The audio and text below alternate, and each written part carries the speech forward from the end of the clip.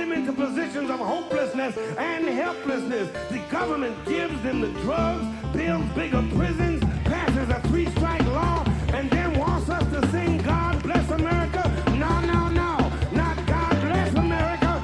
God damn America. That's in the Bible for killing innocent people.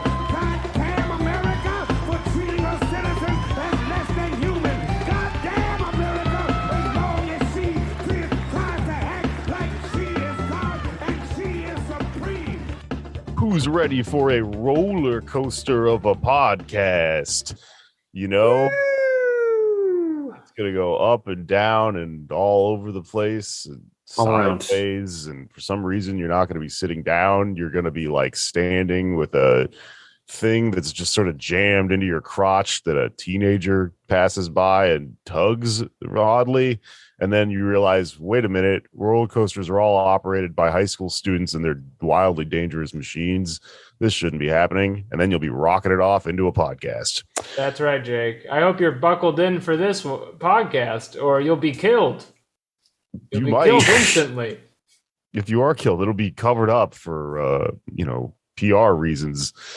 For no other reason than to make money, because that's how this goddamn society works. Welcome to the show. Hello, everyone. Welcome to Pod Damn America, the roller coaster, the experience. It'd be cool if they made a roller coaster out of our podcast. It had like all three of our heads, you know, the roller coaster that goes through our mouths with big wooden signs. That'd be terrifying. That's what it's like listening to. Yeah, for Andrew's part, you're like, you become the microphone and he's moving you around. You're going to fall off the table. I have an arm now. I have a mic arm that does the job. Yeah, you sound way better, bro. Andrew's roller coaster is called the Segway. Oh, there you go. Yeah, a Segway-themed roller coaster. That would be very mild, but I would be into it. I'm not a roller coaster person, which is why I declined to accompany these gentlemen to Six Flags in New Jersey this week.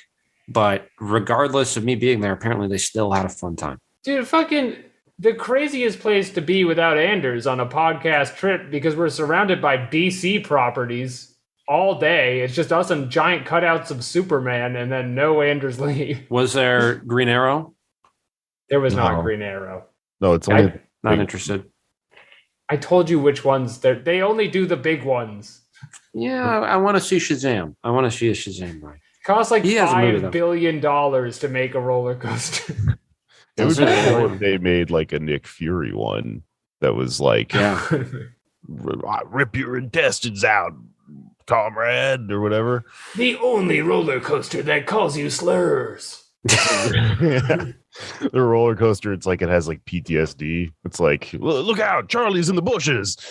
Listen up, you wop fuck. You need to stay buckled the whole ride. Hey, welcome to the show, everybody. It's one of the smart ones today. We wanted to kind of hide that at the beginning. Yeah, we're blending modes. We're blending aesthetics. Right. Like a roller coaster. The whole gang is here. What's up? I want to talk about the puke we saw before we get off of roller coasters. This is a warning for anyone who is considering riding the Superman roller coaster at Six Flags Great Adventure in Cream Ridge, New Jersey. Is that where it is? Cream Ridge? Cream Ridge is the name of the town that it's in. He took my white ass to Cream Ridge. So none of the roller coasters that they make in the modern world are they're all named after superheroes now. That's just what we're doing with roller coasters. They're no longer called the Scary Wild Ride, Vortex or whatever. It's just everyone is a superhero, which is fucking weird. Wolverine Snickety Snip. It's not even Snickety Snip though. It's just Wolverine. The ride is Wolverine. The ride is Wolverine. It's fucking weird. There are two Batmans at this fucking park, which is disorienting. They're across from each other, like at those Starbucks in Houston. It's weird. And one of them sucks. And we won't tell you which one. Yeah, one of them was really good. And the other one sucked. It was like they were like trying to make fun of the other one or something. It was just like a little car that jerks back and forth and kind of hurts you, and then it ends. Yeah, see, that's the thing. Roller coaster, the theme parks. I don't like theme parks, to be honest. Some of them, the roller coasters they're either like really high tech, or the modern ones that like wheel you around and throw you up and down and like are just terrifying. And then there's ones that are like boring, but they're also really old and rickety. So you think you're going to die because of that. Yeah. Neither is a fun time to me. This Batman one was new and rickety. I felt like I was in the breakfaster chair from Crimes of the Future. It throws you around and shit. You digest food better. It lurches your body into unexpected positions. But the Superman one, right? So they don't make roller coasters anymore that you sit down in. It's really annoying. You're always like standing or crouching or something weird. And this Superman one, you get in it and you're standing, right? And you're like, oh, that's weird. Superman doesn't stand like this. And then it's like, surprise. And once you're locked in, it flips you into horizontal like Superman mode, like where you're like, your face is out front, your feet are kicked behind you. Arms up. That's the premise of the roller coaster, is that you feel like Superman because you're like flying through the air. You must like this. Yeah. But what's funny about it is that like you go through the ride and then like when you're done, it sort of parks you like behind the car that's currently loading in like a little space. And then you wait to slowly go like back in, and then you get off, right? If you've ever ridden a roller coaster, this weird space in the back you might be familiar with. Well, because everyone is still in Superman position at this part, it parks you right where someone else was when they vomited onto the floor of the metal like thing. So it stopped us right above someone's puke, and the fumes were like coming up. So like just 4 feet away from it, and it's right after you've been thrown through like 100 loops, and then you're just dangling above puke and 20 to 30 hair ties, because girls are finishing the Superman ride and just ripping their hair out. they don't want to live like this anymore. That has and sometimes to be throwing up all the food in their body. The hair ties has to be like, fuck this. And you throw them out, right? Because otherwise they would just fall out on the ride somewhere midway. Oh, man. So anyway, don't 10 ride. out of 10. Would go back. It was fucking cool. Actually, the puke was pretty funny. It was like a joke at the end of the roller coaster. So I recommend it. The kind of joke Superman would tell when he saves you from a falling rock. He'd pick you up and he'd dangle you over puke. Mm-hmm. Mm-hmm. And Sounds what are we gross. talking about today? Okay, let me see if I can do a segue. You mentioned Nick Fury, who was a figure of the 1960s, part of U.S. imperialism, a character, a figure that people associate with that. We have a great episode actually about Nick Fury on our Patreon that people can check out. I don't know where I'm going with it. So Nick Fury, in a way, very similar to John F. Kennedy, in that they're both men of the 60s who have contradictions. Nick Fury's all bad, to be honest. But in all seriousness, I've been wanting to do a JFK episode for a while because I think it's an interesting topic. It's something that I was sort of ambivalent about for a long time, or I had an antipathy towards conspiracy theories in general. But over the past few years, I've been learning more and more about it. And there's a lot of stuff there that I think is, in my opinion, incontrovertible, that there was, a conspiracy. That's what the House Select Committee on Assassination says. But some on the left don't think that this is worth really looking into, or I shouldn't say that. They don't think there's a conspiracy. They're very adamant about that and are very wary of Kennedy being lionized, as he definitely has among liberals, has been. So I wanted to have a discussion with somebody who comes at it from a different angle, but shares the same values. And so I was able to talk to Robert Buzzanco, who we will hear from right now. Let's go to that interview. Honey. All right. Now we are now joined by Robert Buzzanco, who is a historian. I don't know if that's which one is the correct one to say, an historian or a historian, but he is a very distinguished professor at the University of Houston, author of Masters of War, which is a really thorough accounting of Vietnam, as well as the co-host of the Green and Red podcast. Professor Buzzanco, thank you for joining us. Thanks for having me on. So I'm glad you agreed to come on the show, because this is something I've been thinking a lot about lately, is how someone call it the rehabilitation or the renewed interest in John F. Kennedy, his foreign policy, the JFK assassination, all that stuff among some younger left-wingers. And you have been very adamant that this is not something that we should get too invested in. I just wanted to give you an opportunity to sort of lay out that case. Why should younger people not get too invested in the JFK, the Camelot phenomenon? Yeah, I mean, first, just in terms of scholarship, it's just not there. The evidence isn't there. The people who are touting this work tend to be, movie makers and entertainers, and don't have the same kind of standards. So they can kind of tell a story and they can skip evidence and they can jump the shark. So I think, in terms of that, it's just not there. But I think for the left, especially, it's really important because it kind of substitutes heroism for what I would consider political action. So you have this story about Kennedy, this young, handsome martyr who was slain in the service of doing peace, kind of trying to bring peace to the world. And, according to Oliver Stone, and in a narrative that's gotten a lot of publicity, even on the left, it's been in Jacobin and Counterpunch, Majority Report. The military-industrial complex couldn't handle it because he was going to bring peace to the world and end the Cold War and reduce military spending and create a peace with Cuba and détente with the Soviet Union. So they had him killed.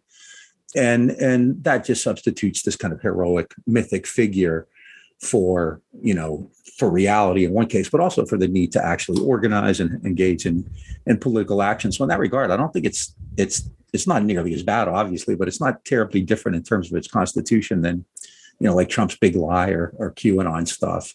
It's substituting this kind of heroism. The first video I ever saw of QAnon posited that JFK and Trump were kind of the saviors working against this oligarchy and this military-industrial complex. So I think there's a similarity there. And in the end, I think it's really counterproductive and in fact, dangerous for the left, especially young people on the left. Okay.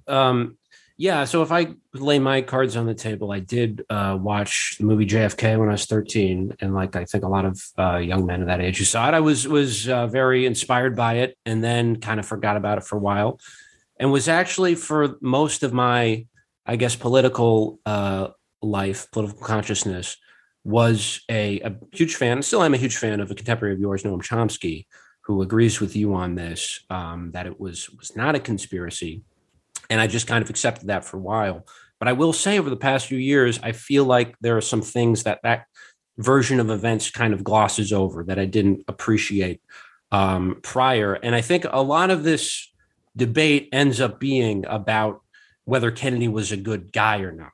Right. And I think we would both agree the answer is no, just, leaving alone the personal aspect, serial sexual harasser at a minimum. And I think is clearly a Cold Warrior and imperialist. But do you agree that there are contradictions in the American state that as leftists, we have to be able to analyze sort of objectively? And do you accept that not everybody who believes that there was a conspiracy idolizes Kennedy? I think in some ways this may be a generational thing, because I really don't know too many of people my age who question the official story who are on the left who like Kennedy. They happen to think he was killed by the deep state. Yeah, I mean, you're probably right in terms of the generational differences in the way this is viewed, because you have people like Stone and DiEugenio who think that, Kennedy is nearly infallible, and that's obviously preposterous. There clearly are elements of, the state isn't some monolithic, homogeneous unit where everybody thinks and does the same thing. And in fact, one of the areas I try to promote vigorously is that the ruling class actually has its own schisms and fissures, and there are very different elements. And I think the ruling class did as much as anybody to get rid of Donald Trump in 2020. And right now, the ruling class, elements of the ruling class are actually being, are out front in terms of abortion rights. So it's not a monolithic group, and there are some elements in it that are very, dark and distasteful. And I think everybody knows that they conduct. I mean, John Bolton the other day, right? He admitted I've participated in coups. So, but we know that, right? And so, not everything is done in the open, but at the same time, the way the capitalist kind of hegemonic state operates is pretty clear, I think, for people who want to study it. And so there's stuff going on, and the Church Committee in the 70s clearly showed the deep involvement of American intelligence in coups and assassinations all over the world. And clearly we know now that just yesterday we found out that the Secret Service was deleting messages on January 6th. So clearly there are elements of the state that aren't operating, the same way as people who kind of create state policy do. And, but I don't think that's new. I don't think that's kind of comes to us with the Kennedy assassination. I mean, if you study history, even, kind of somewhat peripherally, you kind of have some sense that there are different ideas there. But to have a state conspiracy to assassinate a president, which is like probably the greatest assassination, maybe outside of Julius Caesar, right, in world history, is a totally different animal. And when we start talking about people in the military or people in the CIA, a huge cabal trying to get rid of a president, I mean, that's totally different. And really, I think I'm kind of incredulous about it. But in terms of, if you want to create a distrust of authority, absolutely, you should. And, I don't follow the minutia of the assassination, where Oswald was on this date or who was in Dallas. I mean, in the movie, Stone himself has Kevin Costner talking to Donald Sutherland, and he refers to that as scenery and parlor games. And I know that, I debated Diogenio, and they love to talk about all the intricacies of it. And I just, to me, to establish this, you have to have a motive. And I just don't see it. Kennedy was one of them. And most of these people are. Trump actually wasn't. And that's kind of the irony of it all. Donald Trump, who I think is one of the most detestable people ever in history, right? Yeah. Actually isn't part of that, even though he has money and, fame and all that. He really was despised. I mean, Wall Street used him for a tax cut and then, had no use for him. And the Republican establishment hated him. The media hated him. So, there are elements. I mean, and that's an interesting counterpoise to all this, I think, the Trump phenomenon, because in a sense, it's in this really bizarre way, it kind of is democratic in the sense that these people, with his lies and everything. But to get back to the first point, my long-winded answer. I mean, I think there's a, I don't like the term deep state, because I think if you look at it more closely, if you study this, and I study U.S. foreign policy, and especially things like the Vietnam War and Cuba and places like that, this is just kind of what the U.S. has always done. I mean, forever. It had this vision of creating an empire before the War for Independence, in the 1750s and 60s. You had people talking about global empire. And, so I think that it's clearly more sophisticated now. But I don't think, that's really kind of the best way. I think we should just study kind of capitalism and the way ruling class structures operate, differences within the oligarchy, how we could perhaps capitalize upon those fissures, but to kind of see a deep state everywhere and to look for kind of heroic figures taking it on. And, more recently, I'd say Bernie Sanders was kind of like that. The left, a lot of people on the left really kind of grabbed onto that as this kind of heroic figure. And clearly, I mean, even if he'd gotten to that point, I mean, he wasn't going to get to that point, right? Because the Democratic Party and the Clintons were never going to allow that to happen. So I think it's just better to kind of analyze these things in terms of the way they work within the structure of this kind of capitalist ruling class, this kind of hegemonic structure. Sure, I totally agree with that. It is a bit hard for me, though, to separate Kennedy from those contradictions we're talking about. Again, he was an imperialist. I think anybody who signs off on the Bay of Pigs in the first place, the covert invasion of Cuba, is an imperialist, clearly. But and these were a lot of things that I really didn't know, frankly, until sort of recently, because I had just kind of assumed, JFK is an imperialist, who cares? But there's a lot of stuff with that invasion that I feel like is not really delved into that much just in general in America. So, for instance, we now know that the CIA and Dulles wanted a land invasion, and they knew that the Bay of Pigs, as it occurred, would fail. They knew that would fail. We have documentary evidence of that, and they actually had a contingency plan for if JFK refused to invade at all. And they wanted a ground invasion, and after that happened, Allen Dulles, Dick Bissell, were all fired. JFK, said he wanted to cut the CIA into 1,000 pieces and blow it into the wind. There's a lot of stuff here. According to Arthur Schlesinger, he tried to cut the CIA's budget. Is that not? There's a lot of other evidence we can go into. And I agree, not minutia about Oswald, but evidence circumstantially about Cuba, about the CIA. Is that not a motive? Just Cuba alone, the fissure between JFK and Dulles on Cuba. You mean to have him assassinated? Yeah. I don't see that at all. I think that there were clearly plans to get rid of Castro from January 1st, 1959 on. I mean, you have meetings with Eisenhower, in 1959 with Eisenhower, intelligence officials and American investors, in fact, talking about ways to get rid of Castro. And Kennedy definitely inherited that. By the way, by the time of the never mind. Let me go back to that. But so Kennedy, took this on. The military presented him with the operations plan, which had been in effect. Remember, during the campaign, he had kind of attacked Nixon from the right on Cuba, saying, we have this government over here, and the Republicans won't do anything to get rid of it. So he kind of owned that, and he kind of was beholden to it. It was obviously a disastrous plan. There were actually military officials, especially David Shoup, who was the commandant of the Marines, who were telling him it was a bad idea, right? It failed. I'm not sure we know with great evidence that they set it up to fail. I think does that come from Talbot's book, I believe? It's from Talbot. Also, there's document John Donovan. Mostly from Talbot. Also from JFK. Yeah, Unspeakable. I would not say that's Peter confirmed. Kornblum. Yeah. I wouldn't call that confirmed. And in fact, a lot of people who study Kennedy recently have studied Kennedy wouldn't make that conclusion. But let's just kind of assume, for a moment that it is. I mean, Kennedy did it.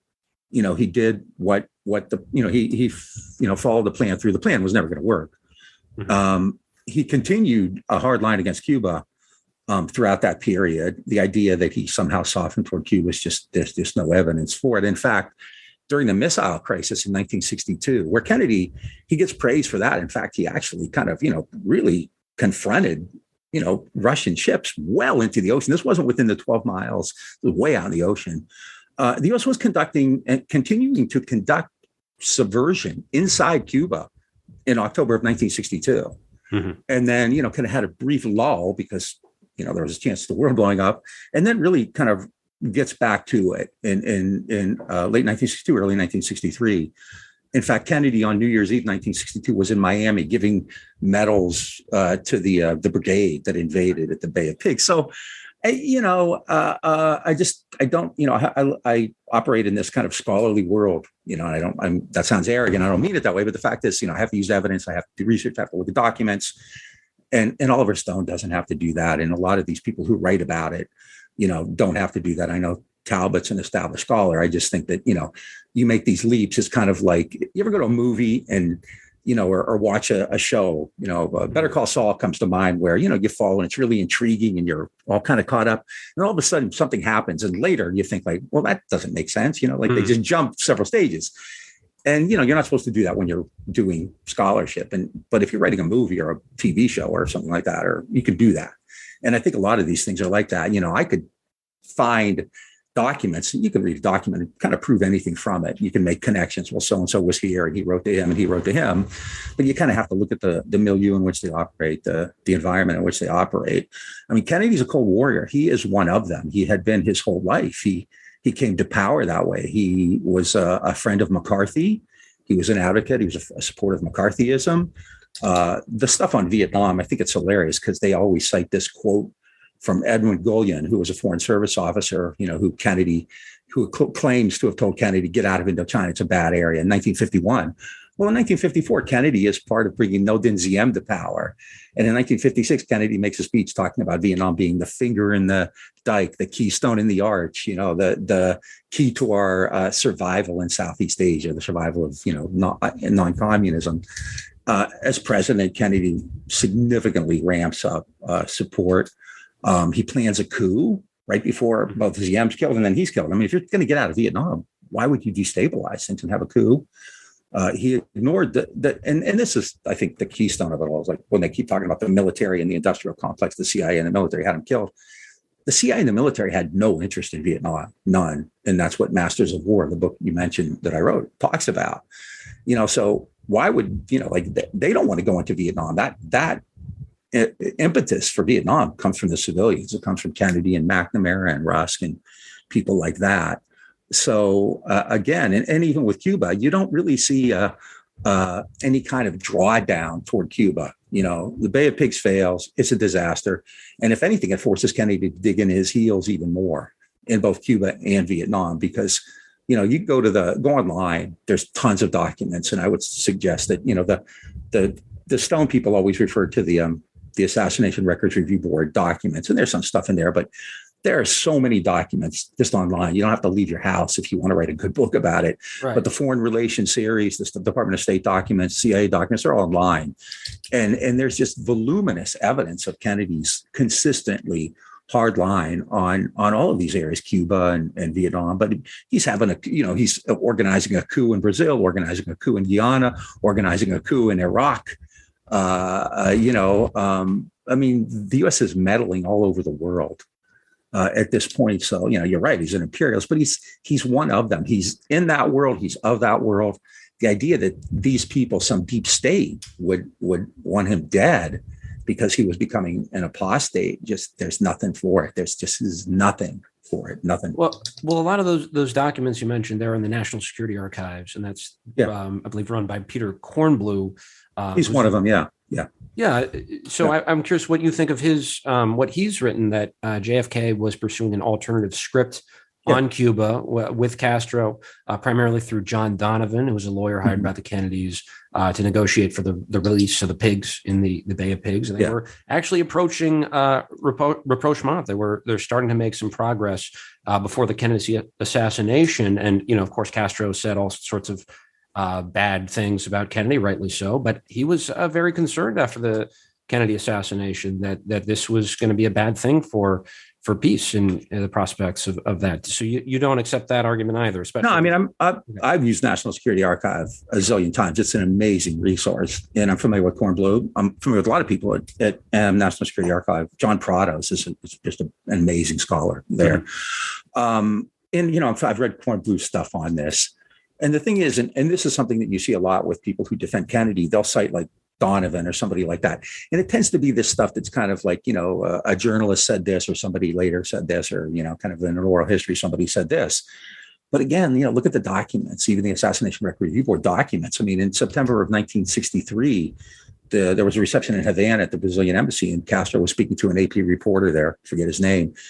And he goes on a tirade about Kennedy, how Kennedy is, destructive and he can't trust him or anything, like that. This is long after the missile crisis. So the U.S. is continuing to ratchet up pressure in both public statements and what it's doing on the ground. It's continuing to support subversion inside Cuba. So there may be some, it wouldn't surprise me if there are overtures to Castro. That's the way diplomacy takes place. I mean, I would say right now, despite what we think, there must be some Americans who are talking to people in Putin's inner circle. You always do that. Like, you have kind of two or three different fronts, so were there people talking to Castro? Probably. Was Castro terrified? Yeah, he thought Castro was afraid that Cuba would be blamed for the Kennedy assassination. Cuba had nothing to do with it. That's one area on which I do agree with a lot of these people.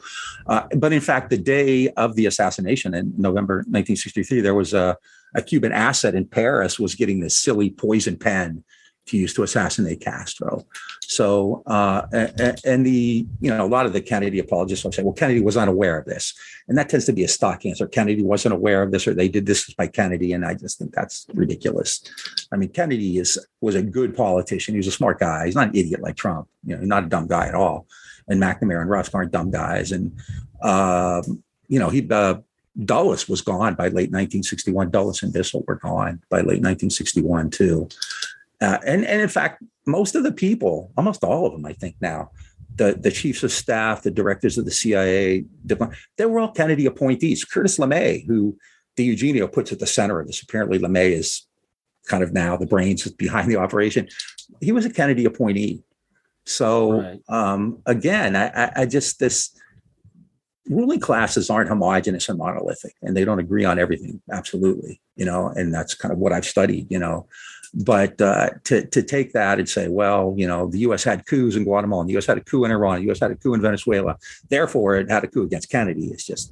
There's just no evidence for it.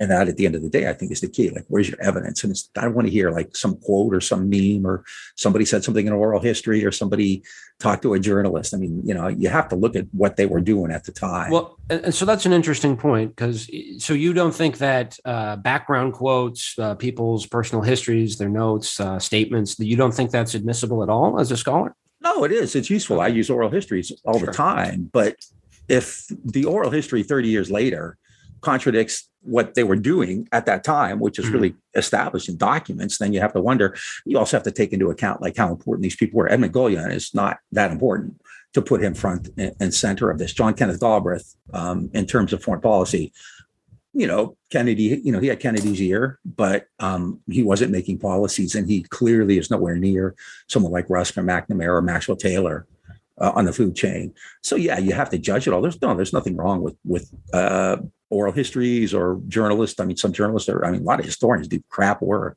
and a lot of journalists do great histories. So that's not the issue. But, I tend to operate in left academic circles, scholarship. And I know, that the Stone people like to call us, kind of liberals or whatever. But the reality is, like Noam, right? Everyone I know who's I would consider legit on the left doesn't accept this stuff. They look at Kennedy as kind of a continuation of kind of Cold War policies. I once had a professor who's really conservative guy who said, there are like three prime kind of Cold War figures, Harry Truman, Dean Acheson, and John Kennedy. And I think he's right. Kennedy increased the defense spending at that time to record levels. People like to cite even like the limited test ban treaty, which I think is really useful because they use that as an example of Kennedy trying to get out of the Cold War and becoming a peacenik. Limited test ban treaty was supported by everybody. It had massive public support. It had, I think, 82 votes in the Senate. People like Nixon and Everett Dirksen campaigned for it. And after some initial reservations, the Joint Chiefs of Staff came around to support it. And one of the things that's really important here, too, when you're talking just about kind of the Soviet Union and the Cold War, is that everyone in the United States, despite their talks of a missile gap and all the alarmism and fear and hysteria, they were all aware the United States had overwhelming dominance. In 1960, the U.S. had close to, I think, 20,000 nuclear warheads, and the Soviet Union had like 1,600. So everybody's aware of that. So the idea that, Kennedy is somehow going to end the Cold War and eliminate defense spending, and, that he's the first person to have discovered this, it's preposterous, really. Well, sure. Yeah, he was certainly a Cold Warrior. One thing that I do feel like is a fissure is his policy on the Third World, which you've described as an alternative strategy of hegemony. And I think it is that. He's not a socialist, he's not an anti-imperialist, but he is recognizing liberal nationalism in places like the Congo, Indonesia, Algeria, which he recognized in 1957. The Alliance for Progress, right, which is not socialism, but it was providing zero interest loans to Latin American countries for land reform, which was reversed under LBJ, by the way. Is that not a pretty big bomb to throw at the American ruling class? Like, wouldn't they be pretty upset with that, even though it's not socialism? there are different kinds of hegemony, different kinds of empire. And I mean, imperialism is liberalism. So Sure. the idea that I mean, you always, you want to put reform with it. I mean, it's kind of goes back to, what was it, William Howard Taft? He said, we'll substitute dollars for bullets, right? We're going to send in bankers and educators and reformists and kind of the forces of modernization, to use Rostow's term from the 50s, instead of just sending the troops in, right? But if you look at, you mentioned the Alliance for Progress. I mean, the Alliance for Progress ends up substituting military aid and creating the School of the Americas and all kinds of military aid programs and military training programs rather than development. It's used to keep in power kind of reactionary regimes. If faced with a decision internally between kind of a reformist regime that may, kind of have some nationalist or leftist tendencies, the United States will support military regimes, and it did throughout the area. So, the Congo is one that they bring up all the time, and Kennedy seemed like legitimately aghast when Lumumba was assassinated. At the same time, Portugal had bases in Africa, so the U.S. wouldn't support these Portuguese colonies in their own liberation movements because it didn't want to piss off the Portuguese government, which at the time was really far right wing. So even then, I mean, Kennedy continues the pressure on Cuba.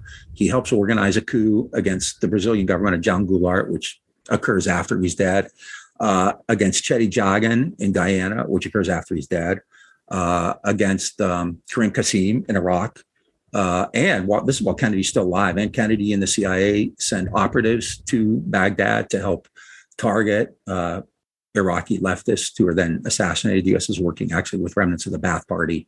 Saddam is not really involved yet. He's a minor functionary. But so even then, I mean, I think what Kennedy does is a form, I think, of liberal imperialism. It takes different forms. I mean, you don't always have to kind of go in and, do like you did in Guatemala in 1953 or in Vietnam or in Cuba or in Nicaragua in the 70s and 80s, right? There are different ways. The coup against Evo Morales a few years ago was not, there were no troops involved there, or against Lula in Brazil, right? There's just a lot of different ways you can do it. Right. I guess my point is that, when it comes to, you mentioned Guatemala or Congo, Iran, these are places where they're not actually communists or socialists in power, but there are people who are messing with American interests and nationalizing things, and Kennedy was supporting some of them. You don't think that was enough motivation to at least inspire? No, I mean, I don't know who Kennedy was. I don't know if Kennedy supporting anybody who was trying to nationalize American businesses. Patrice Lumumba? No. I mean, that wasn't enough of a. Actually, I don't think there's that much American investment in Congo at the time. I think Kennedy understood that after there's this major conference in Indonesia in 1955 in Bandung, where the third world decides to kind of consolidate, cooperate. And I think, there were plenty of people, not just JFK, who understood that the third world now had to be addressed differently, that it was emerging. And that's where the battlefield of the Cold War would be, in places like Congo or Indonesia or India or any of, Vietnam and Cuba, obviously, Brazil. And so, you couldn't simply, kind of use the iron heel all the time. And you would have to approach these differently with things like modernization, aid from IMF or World Bank. But that's always conditioned. I mean, World Bank aid, IMF aid, Inter-American Development Bank aid, Alliance for Progress aid is always conditioned on certain political circumstances. Socialists certainly aren't going to get it, right? But even if you're, kind of have this nationalist brand, if you're too closely connected to labor unions, that was a big issue in Brazil. The AFL-CIO actually helps the U.S. government. The AFL-CIO is actually supporting the CIA, and a lot of these, the AFL-CIO is sending representatives all over the world to undermine left labor unions. So I don't think there's anything there that really would rankle the ruling class. It's just, sometimes there are tactical differences, but I've never seen anything to suggest that Kennedy was really changing the imperial, kind of hegemonic approach that everybody, in modern U.S. history had followed. And I mean, that was just consistent with everything he'd done his entire life, And so I want to ask you, you are an expert on Vietnam, and your book, Masters of War, really showed how at first, as you said, the generals were not in favor of going to Vietnam. It's more of a political decision. But one of the orders you mentioned earlier, NSAM 263, ordered all U.S. personnel out by 1965.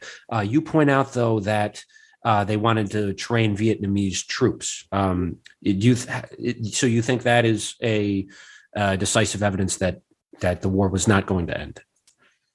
Yeah, I mean, NSAM 63 doesn't order troops out. It's speculative, right? It's saying if things happen in a particular way, we could get rid of 1,000 troops by the end of 1963 and maybe have them all out. But, at the time, there was never any thought given to having what happened, what eventually happened take place, right? Nobody thought this would become like the Vietnam War that we know now. Right. Nobody anticipated Americans. When Kennedy took over, there were 800 so-called advisors there. So NSAM 263 is consistent with policy before and after. In fact, NSAM 273, which was filed about a month after Kennedy died, pretty much says the same thing. And I think that's the key there. Nobody in the United States anticipates the United States military sending in huge numbers of troops and taking over the war.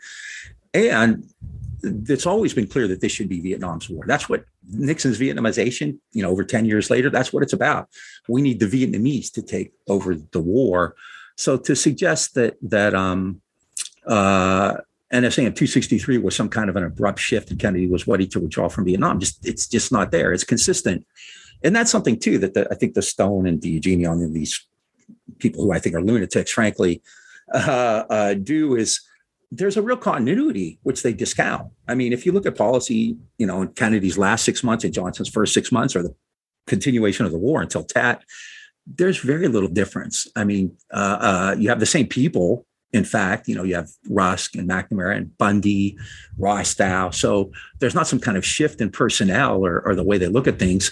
LBJ agonized over Vietnam, I think, more than Kennedy did. In fact, I would give LBJ far more credit on being dealt a bad hand. More sympathy or something, I don't know, but being dealt a horrible hand. He had a bunch of horrible choices left over from Kennedy and, clearly made the worst of them.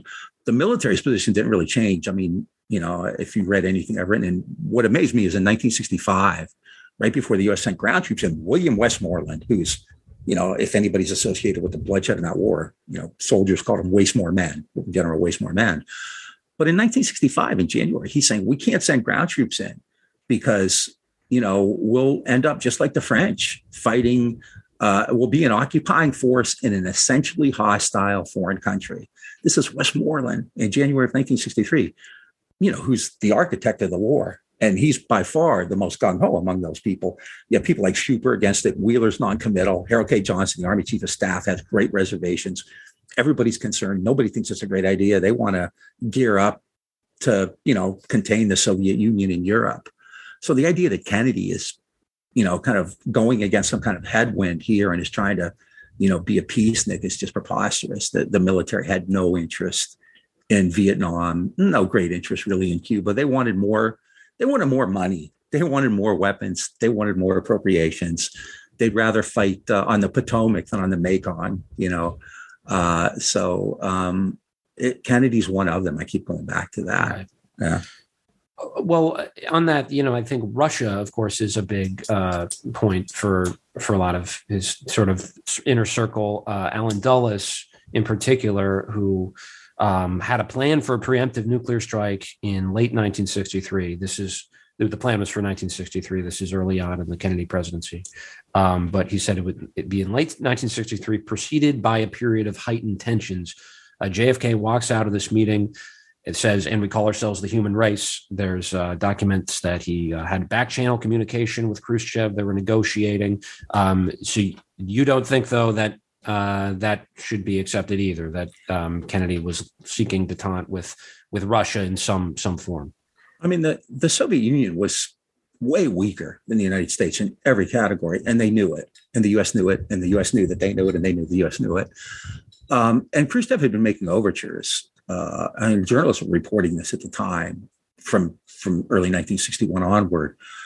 Kennedy continued to ramp up military spending. Kennedy, kind of took a hard line.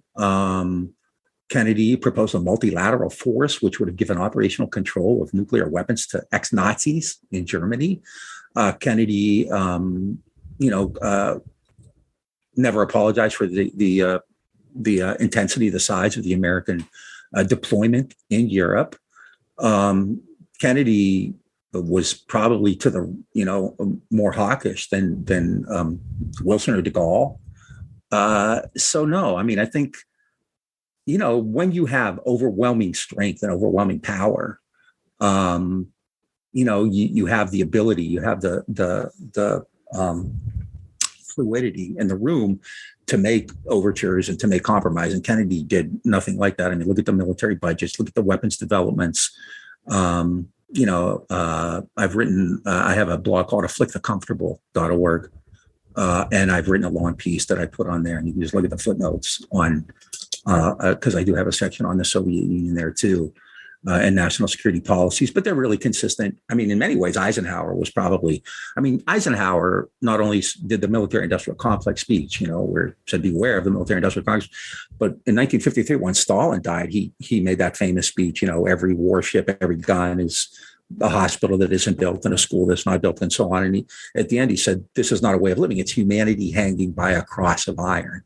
There's no equivalent to Kennedy doing that. Some quips to the journalists aside. I would call Eisenhower actually far more willing to compromise, the Open Skies Treaty, things like that, than Kennedy was. I mean, Democrats in general have been more hawkish. Liberals tend to be more imperial. They have different ways of doing it. Overcompensate, right?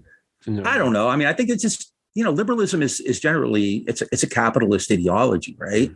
And it's especially interested in kind of creating these kind of havens all over the world for investment, for trade, for cheap labor, for resources, and so forth. In 1976, Bob Dole was the vice presidential candidate, and caught hell for saying that all the major wars of the 20th century have been democratic wars. And in fact, that was kind of boilerplate. That was just accepted, and it's basically kind of true, right? And there's clearly a bipartisan imperialism there, but liberalism is an imperial ideology, and we're seeing that right now, right? With Biden, right? Who's gung ho on Ukraine, who yesterday or the day before said, I'm a Zionist, and who has taken a hard line against Iraq, and hasn't done anything about sanctions in, Iran or Venezuela or Cuba. So. Kennedy is just one of them. He's in that world. He's of that world. He's one of the marquee figures in that world. So the idea that these people had soured on him because he had become, untrustworthy is just, there's no evidence for it. I could be, I tend to be a smartass when I talk about how dumb and crazy these people are, but I'll just say there's no evidence for it. Well, I guess I would have to just disagree on the no evidence for them. I mean, you mentioned Devil's Chessboard. I have that right here, actually. Yeah. Very, very clear that Dulles hates Kennedy, loathes Kennedy. Oh, yeah, absolutely. They hated each other. Yeah, absolutely. Right. And, there's NSAMS 55 and 57, which forbade the CIA from conducting military style operations. This is after Dulles is fired from the CIA. It's clear that Dulles was at the farm, which is a CIA compound in Virginia, during the JFK assassination, when he was not an employee of the CIA. It is, and we know, of course, that he conducted coups all over the world. Why is it so implausible that he conducted one here in America? But those coups were done with Kennedy's cooperation and support from 1961, and they were. That's what America does. America does coups, right? And so Kennedy didn't have any problem with getting rid of Karim Kassim or didn't Ziem. Even though he was aghast that they were killed, Kennedy, you can read, there's a play-by-play. National Security Archive had some great documents on the Ziem coup. Mm-hmm. They have an entire book, on it. So Kennedy's deeply involved on a daily basis in the coup planning for months before November 1st. A lot of these guys don't like each other, and the Dulles brothers are pretty invidious. If you read their, what happened in Guatemala, their fingerprints were all over it. But Eisenhower approved of it too. The Dulleses aren't some kind of uniquely evil family. They were Americans. They tended to be, rougher and probably more harsh, but they fit into the American, kind of ruling class quite well. If you look at their family background, I believe their father was like an Anglican, not a big shot or something like that. So they're kind of old money, New England type. So, he and Kennedy didn't get along, but to make the leap from that to this major conspiracy to kill the president is there's just no evidence. I mean, that's a huge, think about that. Like, how many people are allegedly involved? You have the CIA, you have allegedly the military, you have all these other people, you have people who are kind of allegedly covering up for Oswald, people who are ignoring Oswald, people who are tailing him. I mean, we're talking about look at right now on January 6th, everybody's singing. You have Low Level Age, you have Cipollone, now you have Meadows. So you're not going to keep that over 50 years now, almost 60 years. That's not going to be, these people aren't going to remain quiet for all this time. You're not going to have no clear proof of this coup. And there's just no motive for it. And I keep going back to the first thing you asked me is I just don't think it serves the left well to kind of look for these deep state machinations all the time when the reality is just right in front of you. It's just in front of your face. And we don't need heroes. We need organization and hardcore, activism. Somebody's not going to come save us at this point. Right. I mean, and again, I don't think, anybody, if I was around in 1960, I likely would have voted for, one of the socialist candidates or something. I wouldn't have voted for Kennedy. But I think, in terms of Dulles, there is just so much. I think the evidence is pretty overwhelming that he had, some connection to the assassination. And there has been people who have come forward. E. Howard Hunt, David Sanchez Morales have both admitted later in life that they were in on a plot. And there is like a fair amount of evidence that most Americans believe. Like, it's a majority of Americans don't even accept the official narrative. And I think, is to the extent that they have been successful keeping this quiet, I think of the Catholic Church, right, who covered up molestation scandals for decades and generations. And that has to do with the way institutions work. I don't think you need a massive conspiracy that everyone's in on. I think you need a couple people at the top who know about it. And then the vast majority of the institution, which just doesn't ask questions. They keep their nose to the grindstone and they don't point to these things. But even with that, there has been a lot that has come out. Lee Harvey Oswald, very clear he was an intelligence asset, got a loan from the State Department after defecting to Russia to buy a house. So, I mean, and in just wrapping up on this section, I just want to say, and I actually agree with you somewhat that conspiracy theories can be very bad for the left and that they can be political dead ends. I think they can be demobilizing, and if people are just going to sit around and watch documentaries, that's not useful. Right. But that doesn't mean that has to be like the cause du jour of, I don't think DSA, for instance, should make the Kennedy assassination its top priority by any stretch. But when we're talking about things like, I won't say the deep state, but the empire, American empire, how do we dismantle that? How do we dismantle things like the CIA? I think these pretty clear examples of high criminality should be brought to light. I think that's so I don't think, that alone will do it, but that at least causes a precedent for taking on these things. Absolutely. I mean, yeah, it should be brought to light. And I mean, I think we do that more by taking a kind of a clear-headed view of things the U.S. has done all over the world and spending a lot less time on the JFK. JFK assassination doesn't prove anything about the U.S. empire.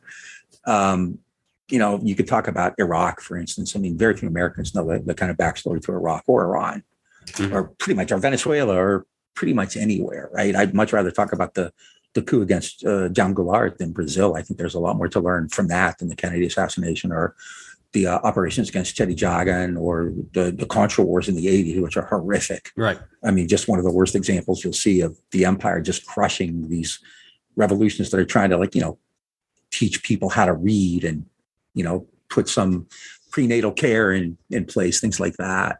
So, we mentioned earlier, like the Warren Report and Americans, like, you shouldn't trust official documents, right? I don't get caught up in the minutia of it, the parlor games and the scenery, as Stone called it. There are a ton of people who do, and I never knew anything about this world until like 6 months ago, and it's kind of a cracker factory in a lot of ways. But there are people who study this, and they go blow to blow, blow by blow with Stone and those people on whether Oswald was here or there, what the bullet looked like, this and that, all that stuff. And I don't that's not what I do. I'm more interested in kind of the larger policies of it. But there's clearly a counterpoint to all these arguments about Dulles' participation and the assassination itself. I just don't feel like becoming an expert in that. And, in terms of distrusting the Warren Report, that's fine. I've never studied it close enough, but government reports should be taken with great skepticism at all times, because clearly people are always trying to cover somebody's ass, in that. But at the same time, the great I.F. Stone, Israel Feinstein Stone, a great journalist, often said, you could find the truth in government documents in places like that. These people, and we're seeing this right now, right, with the January 6th Commission, a lot of them like to talk. They like to run their mouths. And I mean, Howard Hunt said he had something done at the deathbed. I think Howard Hunt has no credibility on anything. There may have been people who wanted Kennedy dead. That wouldn't shock me at all. There may have been people who talked about it, but to pull it off and to do it, the way they did, I just don't see any motive for it. And based on what I've read about the minutia of it, the stuff just doesn't hold up. There's way too many gaps in it. Oswald was on the radar. He was a communist. He was publicly. He wasn't a communist, though. That's that I do have to put my foot down on. He was the one man. He founded the chapter in New Orleans of the Fair Play for Cuba. Yeah, right. He was the only member. He has right wing associations. He was, I think, pretty clearly an intelligence asset who did not really know the first thing about Mark. But I agree. I don't want to get caught in the minutia either. We can agree to disagree on this one. Yeah. I do want to ask you one more question before you go. You have a really interesting article about academia and the left. And there's another sort of misperception people have that I want to get your take on, that, the left is just filled with, academia is just filled with Marxists, that they're just all over the place indoctrinating the young. You're a professor, you've been an academic for a while. What's the reality there? No, I mean, there clearly are a lot of liberals, people who, like Hillary Clinton, Obama types, supporters, and that's usually in the humanities, in the sciences. You have a lot of people who are getting, Pentagon and CIA contracts and things like that. In terms of like left or Marxist, that's just preposterous. I mean, I know people who are, I think legit leftists, but the academy itself, it's when Wright Mills wrote The Power Elite, he included universities in that. Universities are, I always put it in parentheses, badly run corporations, right? And that's kind of what they are. I mean, they're not really, kind of accountable to shareholders. They're interested in, branding and getting big names and spending a ton of money on sports programs and dormitories. And, they have this arms race going for, wellness centers and dorms have spas and Starbucks in them and things like that. They're tend to be fairly craven. University administrators generally, not all, but generally are craven. So when we talk about like cancel culture and a lot of that's just because they don't want to deal with it. So if somebody challenges somebody, and it can be on the left or the right, the left does a lot of stupid shit too in that regard, kind of going after people who say or do the wrong thing. I tend to be pretty firm in my kind of, I'm like Chomsky in that regard in terms of free expression. People can say really stupid bullshit stuff that I disagree with, but I appreciate that as a podcaster. Yeah, no, well, I am too. Right. And no, I mean, I have a lot of opinions that I frankly just don't even voice that much anymore because I just don't want to deal with it. I mean, I think the universities are liberal in the sense, like they support Clinton and Obama. They hate Trump, no doubt about that. But then you have cases like the Collin College case here in Texas, where 4 professors were fired for like questioning COVID reopening policies and tweeting about Mike Pence. So, you have to be careful. There's an attack on tenure now, so it's just going to make it worse. But in general, I mean, I come from a working class background that I went to Ohio State, state school for my PhD. And the university has a lot of people in it now whose parents had advanced degrees, who come from elite institutions. And I mean, I'd rather hang out with the working class people I know in Mahoney Valley of Ohio than a bunch of Ivy educated professors. And, I think one thing that the left, I don't know about the left, but liberals certainly don't understand with regard to Trump, because Trump was a racist. Trump is a sexist. Everybody's a racist and sexist. There may be, clearly there are racist and sexist associated with Trump. That's undeniable. But I think the anti-elitism is such a huge part of that. And I don't think people are willing to even, kind of grasp with that idea. But Trump really, I think, touched on something like this anti-elitism. These people who think they're better than you, they're telling you what to believe, and they make shit up like critical race theory, right? I mean, that's just a red herring. But the fact is, it ties into that. These professors know better than you, and they're telling you you're racist, and they're telling you you're bad, and all that. And I mean, much of it is just absolute bullshit. But it's this anti-elitism I think is really important, and professors really set themselves up for that. I think academia really, in a lot of ways, is really elitist and snotty and snobby. And so I think the left needs to do better. I mean, just kind of mocking. I mean, there's a lot of Trump people are unreachable. Absolutely. No doubt. I mean, we're seeing that, right? They're out there with swastikas and Klan hoods and their, AKs and stuff. Yeah, you're not going to sit down and have a nice sit down heart to heart. But there's a lot of people out there who come from working class backgrounds. They've suffered. I mean, here in Ohio, where I am right now, they hate the Clintons because of NAFTA. They hate the Clintons and the Democrats because of deindustrialization. Clinton ignored them. Trump came here and said, I love you, I love you, baby. And they believed it. I mean, they know it's bullshit, but he tried, right? And I mean, J.D. Vance is a Senate candidate now. So he's, it's just ironic, right? This guy's from Yale, Hollywood guy who's running as this kind of man of the people against the elitists. And I think the universities and the educational system in general kind of play into that. They really need to kind of step back and kind of think about the way they present themselves. I mean, the right is far worse, absolutely, but it could be done better. And the university presidents are just like university boards.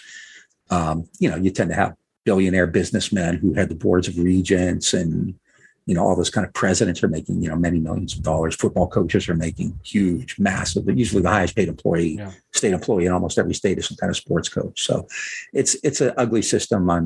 I'm really shocked and horrified by what I'm seeing. It's purposeful. I think a lot of these folks who run the country saw what happened in the 60s, or even in the 70s with students out there protesting, and they said, we're not going to let that happen again. And so I think we're seeing the fruits of that now, where it's really kind of a control. Student debt is a form of control, right? It's not pretty. So I'm not optimistic, unfortunately. So. Well, sorry we couldn't end on a more optimistic. But, Robert Buzzanco, thank you so much for joining us. Thank you. This was really great. I really appreciate it. Yeah, and where can people find your work? My blog is at Afflict the Comfortable. That's one word, AFFLICTTHE, comfortable.org. I'm on the Green and Red podcast, which we put out like one or two a week, which we talk about history, politics, all kinds of stuff. I talk to a lot of organizers and activists, people on the streets who otherwise probably wouldn't get attention. I have a webpage that hasn't gone up yet, but you can just Google search me. I do a lot of other media. Just a Google search, but afflictthecomfortable.org is blog, and Green and Red podcast. We've done a lot of really cool stuff on that. And I like talking to people like you. This was really great. I really appreciate it. Yeah, really. You've done your homework and you know this stuff. So I like talking to people like that. So, well, I really appreciate that. Thank you so much. Thank you. Yep. That was Robert Buzzanco. I am still standing, despite being, I'd say, owned, if not half owned. I would like to think that I held my own, but I will let you, listener, decide. I think it's a very interesting topic. Welcome back, co-hosts. I know you were watching that with bated breath. I couldn't breathe. I couldn't speak the whole time. I was watching. I was asking myself, who has the bigger Buzzanco's here? I didn't. Okay. Wanted to avoid the name. It is a great name. I love that name. Yeah, we'll fix that. My name. Couple just things I want to tack on at the end. I think he had some great points about who studies this and who doesn't. And, I happen to think that I agree with Noam Chomsky, right? That expertise should not be like the reason someone is taken seriously or not. And I do disagree with him that there are, some pretty serious people who are maybe not scholars on this, who have dedicated their lives to little, aplomb and little financial merit or reward to researching not only the JFK assassination, but the MLK assassination Bobby Kennedy. And like I said, it's not that fruitful personally or possibly politically until we get some sort of breakthrough, which may never come. I think that's a totally fair point. But I do just want to read a quote from, and remind people that a different point of view on Vietnam and JFK can be found in John Newman's work. He was a military intelligence officer who has written a really interesting history. And there's some overlap between him and Buzzanco, but I think they do have some pretty important points of departure as far as what Kennedy wanted to do about Vietnam. He's also featured in the JFK Revisited documentary. But I want to read a quote from Michael Parenti, who is a great left-wing thinker who wrote about the JFK assassination, actually responding to Noam Chomsky and Alexander Cockburn, who are skeptics that it is a conspiracy theory. They think that's a joke, but he responds to them, a structuralist position, this is in the 90s, structuralist position should not discount the role of human agency in history. Institutions are not self-generating reified forces. The great continuities of corporate and class interest, which is Coburn's phrase, are not disembodied things that just happen of their own accord. Neither empires nor national security institutions come into existence in a fit of absent-mindedness. They are actualized not only by broad conditional causes, but by the conscious efforts of live people.